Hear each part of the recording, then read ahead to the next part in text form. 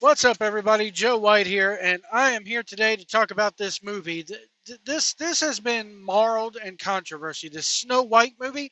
It was supposed to come out this year, but because the lead actress Rachel Zegler, can't keep her mouth shut, because Peter Dinklage can't keep his mouth shut, and wants to monopolize a certain base in the acting community. We'll get into that. And because they've had to renege on their entire plan for this movie is going to have to do Deadpool and Wolverine numbers just to break even. This is costing Disney hundreds of millions of dollars. And guess what? It's not going to make that much. This movie is going to flop. And I hope it does. I hope this movie flops royally. I have no interest in seeing this.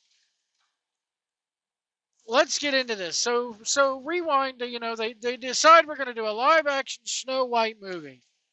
Nobody asked for it. Nobody clamored for it.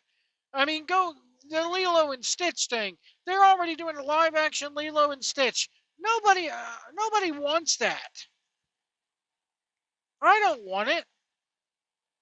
And then go look at the teaser trailer. Stitch busts out the wall and says the N word right off the bat. There you go. That's a good way to market the movie. At least that's what I heard. I mean, come on. But anyway, getting back to Snow White. Um, so they cast Rachel Zegler as Snow White. And right off the bat, she's doing a red carpet for something else or a press tour for something. And people asked her, how is this Snow White going to be different than the cartoon? Because it just has to be different. We can't leave good entertainment, good movies alone. I'm telling you, it's just a matter of time before they remake The Godfather and Scarface into a total woke mess. But anyway, what are they going to do? Recast Scarface and have it be a woman? Come on. Come on. Anyway, Snow White. So, what is Rachel Zegler's response to this? Oh, it's going to be so, it's going to send out such a good, positive female message that our Snow White does not have to be rescued by a man who literally spends the whole movie stalking her. Weird, weird, and makes all these scrunched up faces. Go look at the clip, it's out there. She called the 1930s classic Disney's first ever full length animated movie, called it weird because the prince is quote unquote stalking her. So, right off the bat, oh, this is going to be empowering. She don't need no man. The whole premise is that the man has to kiss her to wake her up from a spell that the evil queen has put her under. I mean, come on. True love's first kiss, yada, yada, yada. What could be more wholesome than that? Oh, this isn't going to be a love story. Well, then what? Come on. No, I don't want to see it. I don't want to watch it. What's going to happen? Snow White going to sprout a you know what and wield a set of nunchucks and nunchuck the evil queen and then dance around her dead body while the dwarves praise her as the new queen. Is that what's going to happen? I wouldn't put it past them. Then we get to the dwarves part. Yes, they're dwarfs. They're diamond miners. So, Peter Dinklage, the world's most authority on dwarf acting, goes and says, oh, yes, they are remaking the story about seven little dwarves who live in caves. How anti-progressive. Dude, they don't live in caves. They all live in a house. That's how Snow White finds them. She breaks into the house. So if anything, what are we going to do in this movie? We're going to charge Snow White with breaking and entering? because that's essentially what she does. And then she goes into the house and says, "Oh man, this place is a pigsty. No wonder 7 men live there. So we're going to get the animals to help me clean it up." But no, according to Peter Dinklage, they live in caves. How undignified. How way to set us back a few hundred years. Doing a movie about 7 little people who live in the cave. They don't, you know, it's so stupid. It's that remark right there is so stupid. So what does Disney do? Realizing that they don't want to piss off Peter Dinklage, who, by the way, was cast in Avengers: Infinity War, and what did they do? They made him into into a giant. Here's a man that wants all the little people roles for himself. He does not like the idea of other little people being cast in things. Disney could have went out and put a casting call out and said, "Hey, we're looking for 7 little people actors to play the dwarves." Do you know how many people in the little people how many little people actors would jump at that? I mean, and then not only that, there was an actress who was on Little People of LA, the reality show. Her name is Tara. She goes and talks about how she was going to be cast for a movie role. I believe it was Time Splitters. Was it Time Splitters? Time Hoppers? I don't remember. But anyway, they were ready to cast her and her husband for the role.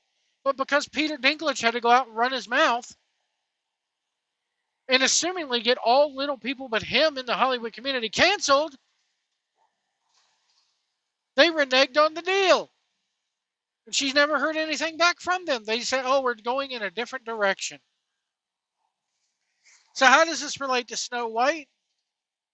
Go out there and look. The pictures are out there. I'll try to throw it up on the screen if I can. They were going to hire 7 normal-sized people to play these dwarves. And they were going to dress them up like hillbilly, hobo hippies. There's a combination for you. A homeless hippie hobo. So, come on. That's what these guys look like. Well, then word got out that this is what they were doing. Set photos of these hobos got leaked, and nobody liked it. So what did they now do? They delayed the movie for a year. They delayed the movie for a year so that they could take those actors out and digitally put and reshoot everything and digitally put in dwarves. They still would not go out and hire little people to play these roles. No, we have digital dwarves. And it looks crappy. The CGI looks crappy. Her dress looks like she got it from Party City for crying. Spirit Halloween. That's a Spirit Halloween princess costume.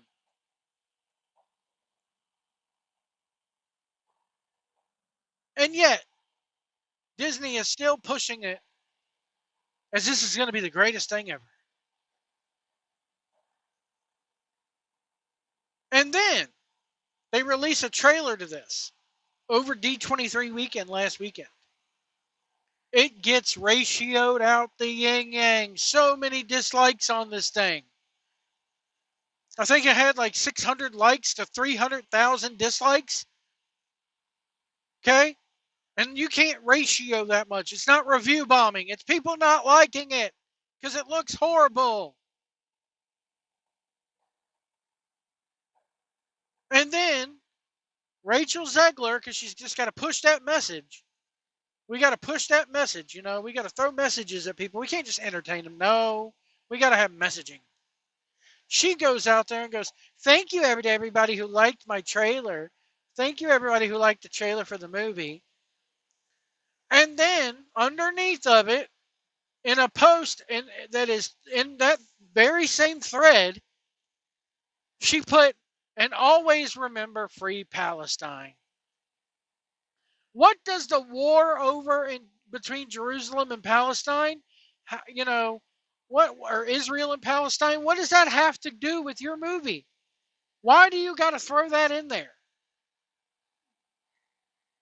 And then there's people out there thinking, oh, that's a dig at Gal Gadot because Gal Gadot plays the evil queen. Gal Gadot, for those who don't know, is Israeli. She's from Tel Aviv.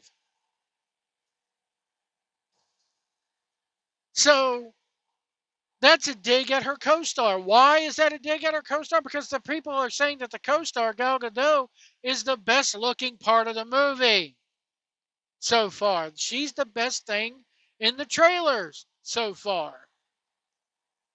She's upstaging Rachel Zegler. So Rachel Zegler has to go in there and take a jab at Gal Gadot by going free Palestine. Now, I'm a very much America first person. You know, we're given Israel. You know, not that Israeli is wrong and they have a right to defend themselves. In my opinion, here we go. I'm gonna have to get into politics now. I hate this crap. You know, yes, a country should have a right to defend itself. Yes, I believe in a two-state solution. Do I believe we need to go in there and root a Hamas out and then rely on, Palestine to set up an actual democracy? Yes. Do I agree with Israel bombing innocent civilians and cutting off aid to innocent civilians? No. Do I believe that we need to be giving my hard-earned tax dollars away to that country? No. You know, gas is $4 or $5 across this country. Milk is up for almost $3, $4 a gallon. People can't even afford to put gas in their car to go to work, but we're sending millions upon millions of dollars to Israel. Anyway, off my soapbox for that. You're going to take a dig at one of your co-stars. You're going to take a dig at Gal Gadot, who is the best part of the movie so far. Because people don't like your messaging. People don't like it. Weird. It's weird. The prince is weird. Princess don't need no man. Snow White don't need no man. I mean, come on. Come on. And then you're going to go take a dig at one of your co-stars. And can't nobody tell me that's not a dig? Because you could have very easily, in an entirely different tweet, put, oh, by the way, I stand with Palestine. Free Palestine. No, you had to attach it to a thread that you knew was going to get some traction. And you did it to take a dig at your co-star, who is upstaging you, who is, quite frankly, more beautiful than you are, even though she's probably older than you are. And you can't handle it. You just can't handle it. Anyway, everybody, that's going to do it for me. Remember, if you see a big rig on the road, let us over if we need to get over. Do not tailgate us. Give us lots of room out here. Go the speed limit. Use your turn signals. If you can't see our mirrors, we can't see you. And we'll see you down the road.